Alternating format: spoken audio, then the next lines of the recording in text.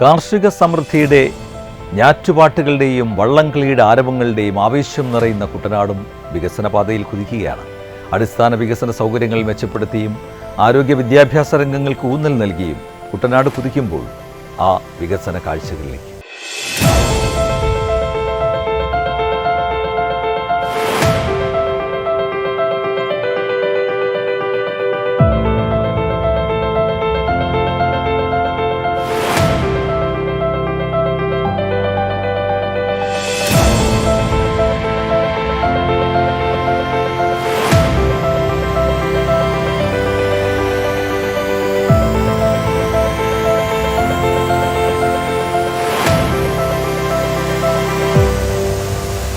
കുട്ടനാടിന്റെ ഭൂപ്രകൃതിക്ക് അനുയോജ്യമായ നൂതന പദ്ധതികളാണ് മണ്ഡലത്തിൽ ഉടനീളം ആവിഷ്കരിച്ച് നടപ്പാക്കിയതും നടപ്പിലാക്കിക്കൊണ്ടിരിക്കുന്നതും. കേരളത്തിലെ ഇടതുപക്ഷ ജനാധിപത്യ മുന്നണി സർക്കാർ നടത്തിക്കൊണ്ടിരിക്കുന്ന സമാനതകളില്ലാത്ത വികസന പ്രവർത്തനത്തിൻ്റെ ഏറ്റവും കൂടുതൽ കരുതൽ ലഭിച്ച മണ്ഡലമാണ് കുട്ടനാട് നിയോജക മണ്ഡലം എന്ന് പറയാതിരിക്കാൻ വേണ്ടി കഴിയില്ല. കേരളത്തിലെ മറ്റ് അസംബ്ലി മണ്ഡലങ്ങളിൽ നിന്ന് വ്യത്യസ്തമായി കുട്ടനാടിൻ്റെ ഒരു പ്രത്യേകത കൂടി വെച്ചുകൊണ്ട് കേരളത്തിലെ സർക്കാർ വല്ലാത്ത രൂപത്തിലുള്ള പരിഗണനയും കരുതലും വലിയ രൂപത്തിലുള്ള സാമ്പത്തിക സഹായവുമാണ് കഴിഞ്ഞ 10 വർഷക്കാലത്തിനിടയിൽ കുട്ടനാട് നൽകിയിട്ടുണ്ട്.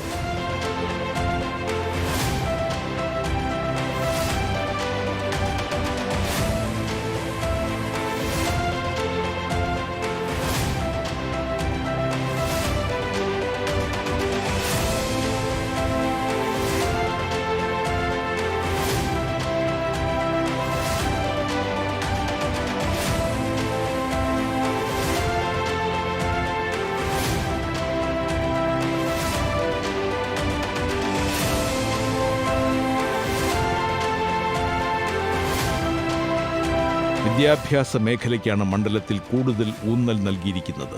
വിയപുരം ഗവൺമെന്റ് ഹയർ സെക്കൻഡറി സ്കൂളിന്റെ നിർമ്മാണ പ്രവർത്തനത്തിന് 1.62 കോടി രൂപയാണ് അനുവദിച്ചത്. കിടങ്ങറ ഗവൺമെന്റ് ഹയർ സെക്കൻഡറി സ്കൂളിന്റെ നിർമ്മാണത്തിന് 5 കോടി രൂപയും അനുവദിച്ചു. തകഴി ഗവൺമെന്റ് UP സ്കൂളിന്റെ പുനരുദ്ധാരണത്തിന് 90 ലക്ഷം രൂപയും അനുവദിച്ചിട്ടുണ്ട്.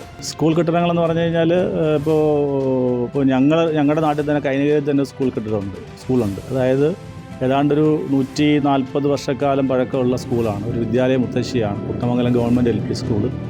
3 കോടി 30 ലക്ഷം രൂപ മുടക്കിയാണ് വളരെ മനോഹരമായൊരു സ്കൂൾ കെട്ടിടം നിർമ്മിച്ചിട്ടുള്ളത്. അതുപോലെ തന്നെ കുട്ടനാട്ടിലെ പല സ്കൂളുകളും നല്ല രൂപത്തിലുള്ള സ്കൂളുകളായി മാറിയിട്ടുണ്ട്. ക്ലാസ് റൂമുകൾ ഹൈടെക് ആയിട്ടുണ്ട്. സ്കൂളുകളുടെ പശ്ചാത്തല സൗകര്യ വികസനത്തിന് വേണ്ടിയിട്ടുള്ള അതിശക്തമായ നിലപാട് സ്വീകരിച്ചിട്ടുണ്ട്. അങ്ങനെ സ്കൂളുകൾ വിദ്യാഭ്യാസ രംഗത്ത് വലിയ രൂപത്തിലുള്ള പരിഗണനയാണ് കുട്ടനാടിന് കഴിഞ്ഞ 10 വർഷക്കാലം നൽകിയിട്ടുള്ളത്. നിസ്സംശയം നമുക്ക് പറയാൻ വേണ്ടി പറ്റുന്ന കാര്യമാണ്.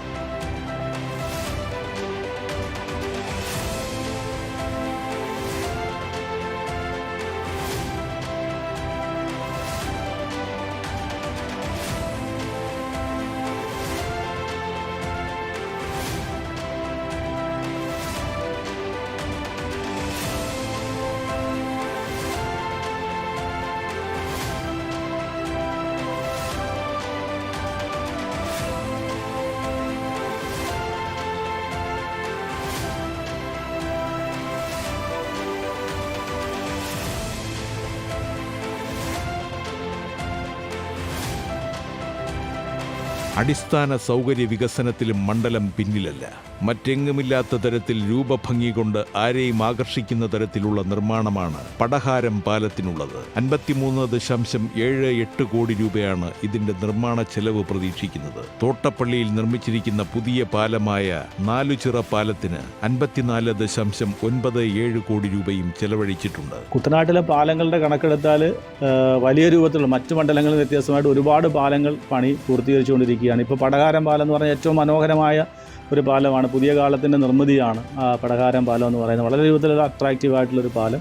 അത് ഇപ്പോൾ വളരെ പെട്ടെന്ന് അതിൻ്റെ ഉദ്ഘാടനം നടക്കാൻ വേണ്ടി പോവുകയാണ്.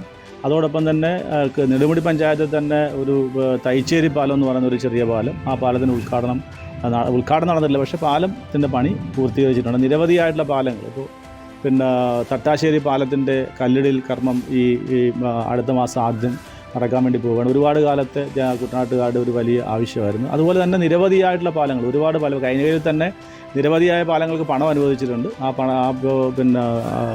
പള്ളാത്തുരുത്തി ഔട്ട് പോസ്റ്റ് പാലം, കാനാശ്ശേരി പാലം, അതുപോലെ തന്നെ മുട്ടേൽ പാലം, ആ പാലത്തിൻ്റെ എല്ലാം മുട്ടേ പാലത്തിൻ്റെയും കാനാശ്ശേരി പാലത്തിൻ്റെയൊക്കെ എന്ന് പറഞ്ഞു കഴിഞ്ഞാൽ ആ പാലത്തിൻ്റെ സ്ഥലമേറ്റെടുപ്പ് പൂർത്തിയായി സ്ഥലമേറ്റെടുത്ത സ്ഥല ഉടമകൾക്ക് അതിൻ്റെ പണം കൊടുത്തു. ഇനിയിപ്പോൾ ടെൻഡറിലേക്ക് പോയാൽ മാത്രം മതി. അങ്ങനെ കുട്ടനാട് മണ്ഡലത്തിൻ്റെ വിവിധ ഭാഗങ്ങളിൽ എത്രയോ പാലങ്ങളാണ് നല്ല രൂപത്തിൽ അതിൻ്റെ നിർമ്മാണം പൂർത്തീകരിച്ചതും പൂർത്തീകരണ ഘട്ടത്തിലുള്ളതും നിർമ്മാണം ആരംഭിക്കാൻ വേണ്ടി പോകുന്നു.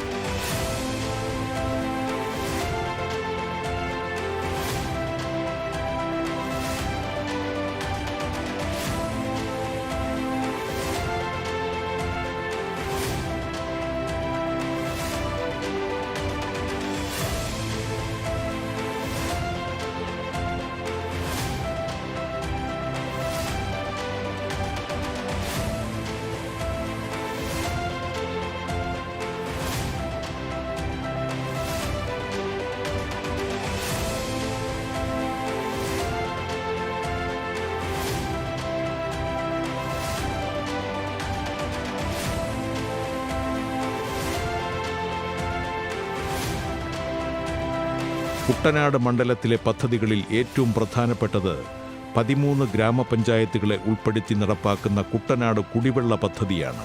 നീരേറ്റുപുറം ജലശുദ്ധീകരണശാലയിലെ 30 MLD പ്ലാന്റ് നിർമ്മാണം, അപ്പർ കുട്ടനാട് മേഖലയിലെ ഓരുമുട്ടുകൾ നിർമ്മിക്കൽ, ആലപ്പുഴ കനാൽ നവീകരണത്തിന്റെ ആദ്യഘട്ടം എന്നിവ കിഫ്ബി ധനസഹായത്തോടെ പുരോഗമിക്കുന്ന പ്രധാന പദ്ധതികളാണ്. 13 ഗ്രാമപഞ്ചായത്തുകൾക്ക് പ്രയോജനം ലഭിക്കുന്ന ഈ പദ്ധതിയിൽ നീരേറ്റുപുറം ജലശുദ്ധീകരണശാലയുടെ 30 MLD നിർമ്മാണം, പൈപ്പ് ലൈൻ സ്ഥാപിക്കൽ എന്നിവ നടക്കുന്നു. കുട്ടനാട്ടിലെ ജനങ്ങളുടെ ഏറ്റവും അടിസ്ഥാനപരമായ പ്രശ്നമാണ് കുട്ടനാട്ടിലെ കുടിവെള്ളം എന്നുള്ളത്. അപ്പോൾ ദീർഘകാലമായിട്ടുള്ള കുട്ടനാടിൻ്റെ ഒരു വലിയ ആവശ്യമാണ് എന്നുള്ളതിൽ സർക്കാർ വലിയ പരിഗണനയാണ് അതുമായി ബന്ധപ്പെട്ട് നൽകിയത്. കുട്ടനാട് കുടിവെള്ള പദ്ധതി ആദ്യം അനുവദിച്ച പണത്തിൽ നിന്നും വീണ്ടും വർദ്ധിപ്പിച്ച് അതിപ്പോൾ 615 കോടി രൂപയുടെ കുട്ടനാട് കുടിവെള്ള പദ്ധതിയാണ് അത് യാഥാർത്ഥ്യത്തിലേക്ക് എത്തിക്കൊണ്ടിരിക്കുന്നത്. അതായത് ഏതാണ്ട് നീരേറ്റുപുറം ട്രീറ്റ്മെൻറ്റ് പ്ലാന്റിൻ്റെ സംഭരണശേഷി അത് വർദ്ധിപ്പിക്കാൻ ആവശ്യമായിട്ടുള്ള സംവിധാനം അത് ഏതാണ്ട് പൂർണ്ണതയിൽ എത്തുകയാണ്. ഏതാണ്ട് ഒരു 70-80% അതിൻ്റെ പണി പൂർത്തീകരിച്ചിരിക്കുകയാണ്. ഏതാണ്ട് 698 കിലോമീറ്ററാണ് പുതുതായിട്ട് പൈപ്പ് ലൈൻ വലിക്കേണ്ടി വരുന്നത്. ഇപ്പോൾ AC റോഡിൽ കൂടെ സഞ്ചരിക്കുന്ന ആൾക്ക് മനസ്സിലാക്കാൻ പറ്റുന്ന കാര്യമാണ്. പൈപ്പ് ലൈൻ അതിൻ്റെ പണി നടന്നുകൊണ്ടിരിക്കുകയാണ്. അതോടൊപ്പം ഗ്രാമപ്രദേശങ്ങളിലെല്ലാം പുതുതായിട്ട് പൈപ്പ് ലൈൻ ഇടുന്ന പദ്ധതി അത് 9 ഫേസായിട്ടാണ് കുട്ടനാട് കുടിവെള്ള പദ്ധതി നടന്നുകൊണ്ടിരിക്കുന്നത്. എല്ലാ പഞ്ചായത്തുകളിലും ഓവർഹെഡ് ടാങ്ക് പുതുതായി സ്ഥാപിക്കുന്നതിനാവശ്യമായിട്ടുള്ള കാര്യങ്ങൾ ചെയ്തു. ഇപ്പോൾ തകഴി പഞ്ചായത്തിലടക്കം 2 പഞ്ചായത്തുകളിൽ ഓവർഹെഡ് ടാങ്കിൻ്റെ പണി പുതുതായിട്ടുള്ള ടാങ്കിൻ്റെ പണി പൂർത്തീകരിച്ച് കഴിഞ്ഞിട്ടുണ്ട്. ഇപ്പോൾ കൈനഗിരിൽ അടുത്ത ദിവസം ആരംഭിക്കാൻ വേണ്ടി പോവുകയാണ്. അപ്പോൾ എല്ലാ പഞ്ചായത്തിലും അത് ആരംഭിക്കുകയാണ്. അപ്പോൾ പൈപ്പ് ലൈൻ വലിച്ച് പുതിയ ഓവർഹെഡ് ടാങ്ക് സ്ഥാപിച്ച് വരുന്നതിൻ്റെതായിട്ടുള്ളൊരു കാലതാമസമുണ്ട്. ഏതായാലും കുട്ടനാട്ടിലെ കുടിവെള്ള പ്രശ്നത്തിൽ ശാശ്വതമായ പരിഹാരം കാണാൻ വേണ്ടി കഴിയുന്നു എന്നുള്ളത് കുട്ടനാട്ടിലെ ജനങ്ങളെ സംബന്ധിച്ചിടത്തോളം ഏറ്റവും ആശ്വാസകരമായിട്ടുള്ള കാര്യമാണ്. ഇപ്പോൾ വേനൽക്കാലത്തോടുകൂടി കുടിവെള്ളത്തിന് അതിരൂക്ഷമായ പ്രശ്നമുണ്ട്. അതിന് ശാശ്വതമായ ഒരു പരിഹാരം ഇടതുപക്ഷ ജനാധിപത്യ മുന്നണി ഗവൺമെൻറ് നടത്തുന്നു എന്നുള്ളത് കുട്ടനാട്ടുകാരെ സംബന്ധിച്ചിടത്തോളം വളരെ ആവേശകരമായിട്ടുള്ള കാര്യമാണ്. അത് പൂർത്തീകരണ ഘട്ടത്തിലേക്ക് എത്തുക.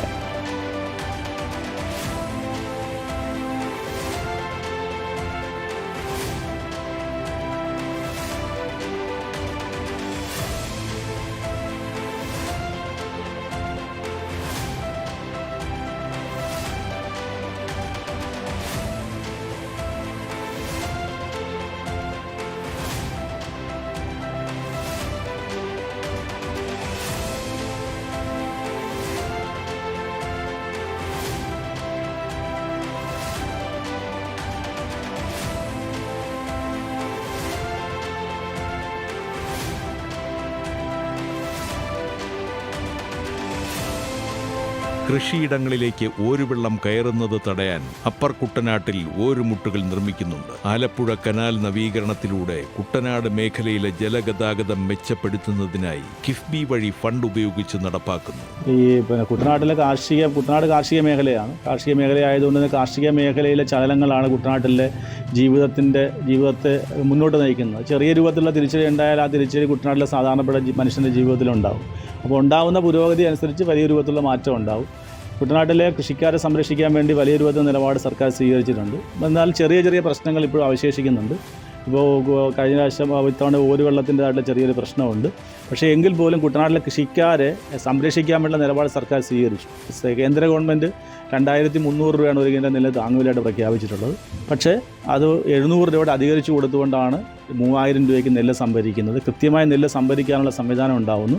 കഴിഞ്ഞ തവണയ്ക്ക് മുമ്പ് നെല്ല് സംഭരണം നടത്തിയതിന് ശേഷം പണം കൊടുക്കുന്നതിന് ചെറിയ കാലതാമസം ഉണ്ടായി. പക്ഷേ കഴിഞ്ഞ തവണ അത്രയും പ്രശ്നം ഉണ്ടായില്ല. ഇത്തവണ നെല്ലെടുക്കുമ്പോൾ തന്നെ പണം കൊടുക്കുന്നതിന് ആവശ്യമായുള്ള സംവിധാനം സർക്കാർ ഏർപ്പെടുത്തിയിട്ടുണ്ട്. അതിന് ഏത് നിലയിലും അത് കൃഷിക്കാരെ സംരക്ഷിക്കുക എന്നുള്ള നിലപാടാണ് സ്വീകരിച്ചുകൊണ്ടിരിക്കുന്നത്. കൃഷിക്കാർക്ക് വിത്ത് സൗജന്യമായി കൊടുക്കുന്ന രീതി കാലങ്ങളായിട്ട് സർക്കാർ തുടർന്നുകൊണ്ടിരിക്കുകയാണ്. അവരുടെ ഇപ്പോൾ കഴിഞ്ഞ തവണ നഷ്ടപ്പെട്ടു പോയ മടവീഴ്ച ഉണ്ടായ പാടശേഖരങ്ങൾക്ക് നഷ്ടപരിഹാരം കൊടുക്കുന്നതിനാവശ്യമായിട്ടുള്ള പണം അനുവദിച്ചിട്ടുണ്ട്. മടകുത്തിയതിൽ പെൻഡിങ് ഉണ്ടായിരുന്ന പണം അനുവദിക്കാൻ വേണ്ടി ഇപ്പോൾ പണം അനുവദിച്ചിട്ടുണ്ട്. അങ്ങനെ കുട്ടനാടെന്ന് പറഞ്ഞാൽ കാർഷിക ഭൂമികയെ നിലനിർത്താനും ആ കാർഷിക മേഖലയിൽ പണിയെടുത്തുകൊണ്ടിരിക്കുന്ന പാവപ്പെട്ട ചെറുകിട കൃഷിക്കാരെ സംരക്ഷിക്കാനാവശ്യമായിട്ടുള്ള ശക്തമായ നിലപാടാണ് സർക്കാർ സ്വീകരിച്ചുകൊണ്ടിരിക്കുന്നത്. അത് കൃഷിക്കാർക്ക് നേരിട്ട് ബോധ്യമുള്ള കാര്യമാണ്.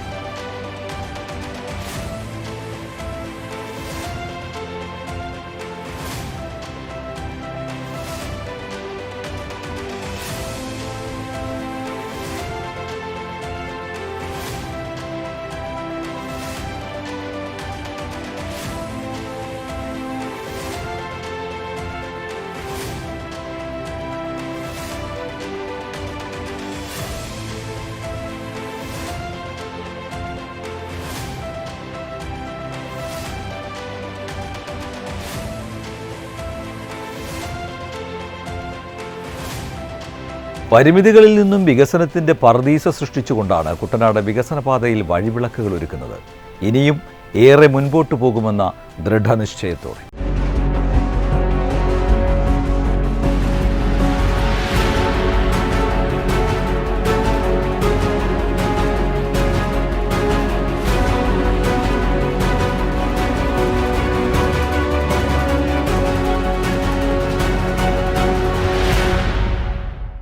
മലപ്പുറം ജില്ലയിലെ മലയോര ഗ്രാമമായ മങ്കടയിലെ വിശേഷങ്ങളാണ് ഒന്നിച്ചു മുന്നേറിയ പതിറ്റാണ്ടിലേക്ക്.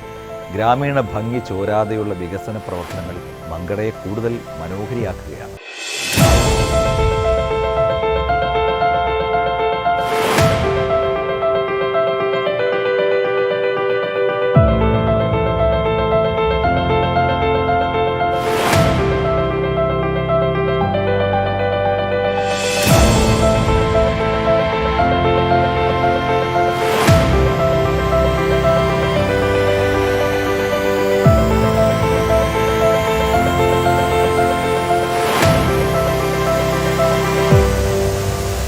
സമഗ്ര വികസനത്തിനാണ് ഒരു പതിറ്റാണ്ടായി മങ്കട സാക്ഷ്യം വഹിക്കുന്നത്. ജലവിഭവം, വിദ്യാഭ്യാസം, പൊതുമരാമത്ത് എന്നീ മേഖലകളിൽ കേന്ദ്രീകരിച്ച വികസന പദ്ധതികൾ മണ്ഡലത്തിന്റെ മുഖച്ഛായ മാറ്റുകയാണ്.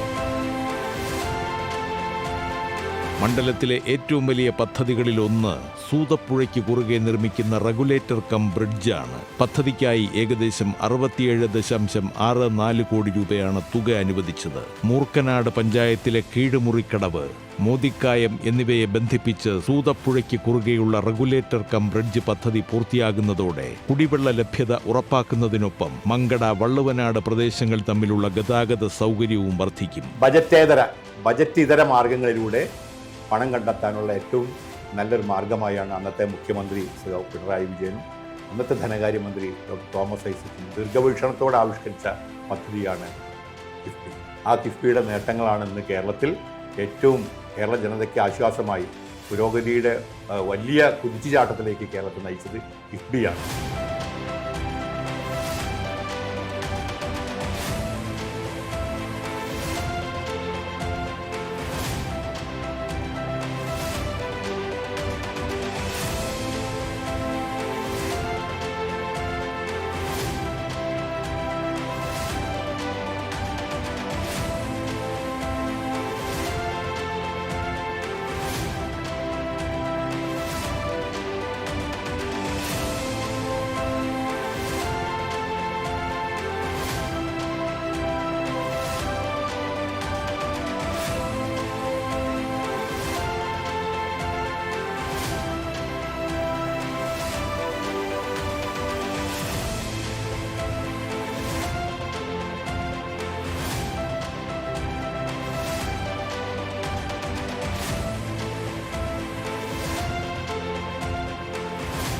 മങ്കട മണ്ഡലത്തിലെ കുടിവെള്ള പ്രശ്നത്തിന് ശാശ്വത പരിഹാരം കാണുന്നതിനായുള്ള മൾട്ടി വില്ലേജ് കുടിവെള്ള പദ്ധതികളും പരിഗണനയിലുണ്ട്.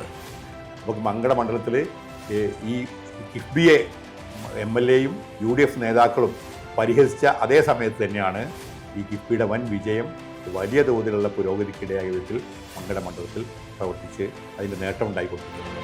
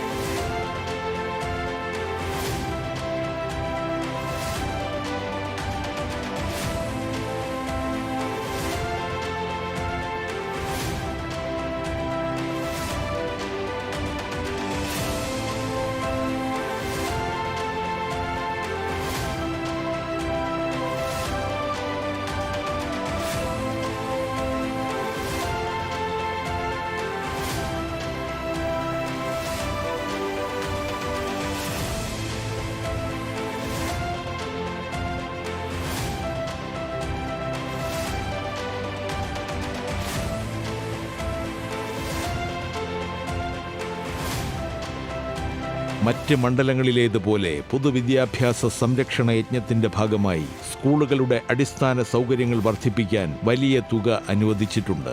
GHS ചെരിയത്തിന് പുതിയ സ്കൂൾ കെട്ടിട നിർമ്മാണത്തിനായി ഫണ്ട് അനുവദിച്ചു. കൂറ്റിലങ്ങാടി പഞ്ചായത്തിലെ GUPS മങ്കട പള്ളിപ്പുറം സ്കൂളിന്റെ അടിസ്ഥാന സൗകര്യ വികസനത്തിന് ഏകദേശം 89 ലക്ഷം രൂപ മുതൽ മുടക്കിൽ പുതിയ കെട്ടിടം നിർമ്മിച്ചു. മണ്ഡലത്തിലെ മറ്റ് പ്രധാന സർക്കാർ ഹൈസ്കൂളുകൾക്കും 3 കോടി രൂപയുടെ നവീകരണ പദ്ധതികൾ അനുവദിച്ചിട്ടുണ്ട്. കിഫ്ബി എന്ന പദ്ധതി മുഖേന മങ്കട നിയോജകമണ്ഡലത്തിൽ വലിയ പുരോഗതിയാണ് ഉണ്ടായിട്ടുള്ളത്. കേരള നിയമസഭയിൽ കിഫ്ബിയെ ആക്ഷേപിച്ച് സംസാരിച്ച MLA-യുടെ മണ്ഡലമാണ് മങ്കട.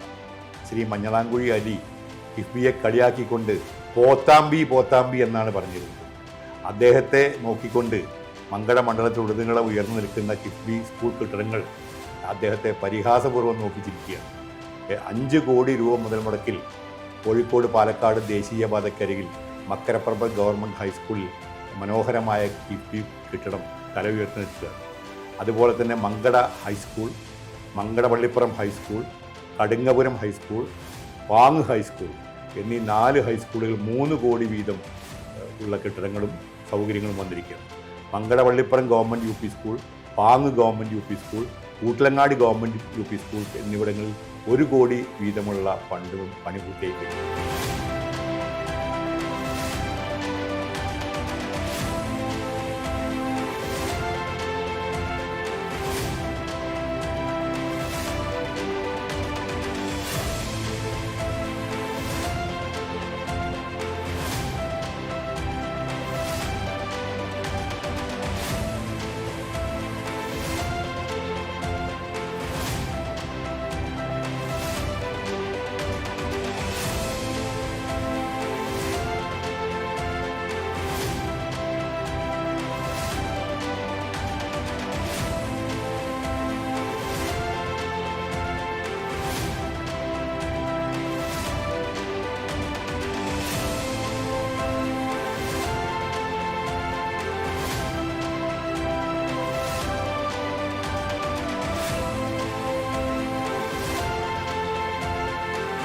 മങ്കട മണ്ഡലത്തിലെ ഗ്രാമീണ റോഡുകളും പ്രധാന ജില്ലാ റോഡുകളും BM&BC നിലവാരത്തിൽ നവീകരിക്കുന്നതിന് വിവിധ പദ്ധതികൾ മഞ്ഞളാംകുഴി അലി MLA-യുടെ നേതൃത്വത്തിൽ നടത്തുന്നുണ്ട്. മങ്കട പള്ളിപ്പുറം കൂട്ടിലങ്ങാടി റോഡ് ഈ മേഖലയിലെ ഗതാഗത വികസനത്തിനായി പ്രത്യേക ഫണ്ട് വകയിരുത്തിയിട്ടുണ്ട്. നഗരത്തെ മങ്കടയുമായി ബന്ധിപ്പിക്കുന്ന പ്രധാന പാതകളുടെ നവീകരണവും ഇതിൽ ഉൾപ്പെടുന്നു. കേരളത്തിലെ ധനകാര്യസ്ഥിതി എല്ലാവർക്കും അറിയുന്നതാണല്ലോ.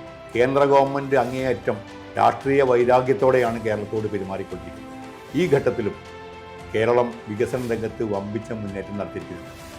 ദേശീയപാത, മലയോര ഹൈവേ, തീരദേശപാത, ജലപാത തുടങ്ങി വ്യാവസായിക രംഗത്തും അടിസ്ഥാന സൗകര്യങ്ങളിലും സ്കൂൾ കെട്ടിടങ്ങൾ, ആരോഗ്യ സ്ഥാപനങ്ങൾ, ഹോസ്പിറ്റലുകൾ വമ്പിച്ച പുരോഗതി നേടാൻ കിഫ്ബി മുഖേന കഴിഞ്ഞിരിക്കുന്നു. 1ാം പിണറായി സർക്കാരിലെ ഏറ്റവും പ്രധാനപ്പെട്ട നേട്ടമാണ്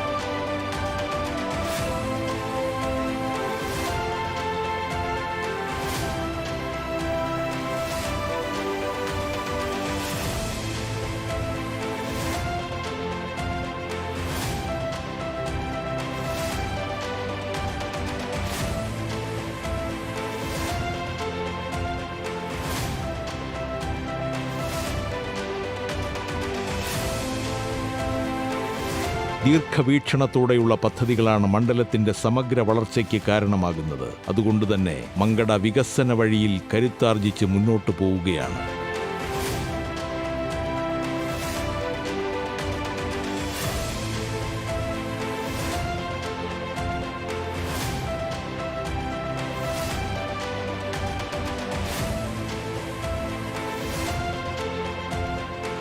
ദീർഘവീക്ഷണത്തോടെയുള്ള പദ്ധതികളാണ് മണ്ഡലത്തിൻ്റെ സമഗ്ര വളർച്ചയ്ക്ക് കാരണമാകുന്നത്. അതുകൊണ്ട് തന്നെ മങ്കട വികസന വഴിയിൽ കരുത്താർജിച്ച് മുന്നോട്ട് പോവുകയാണ്.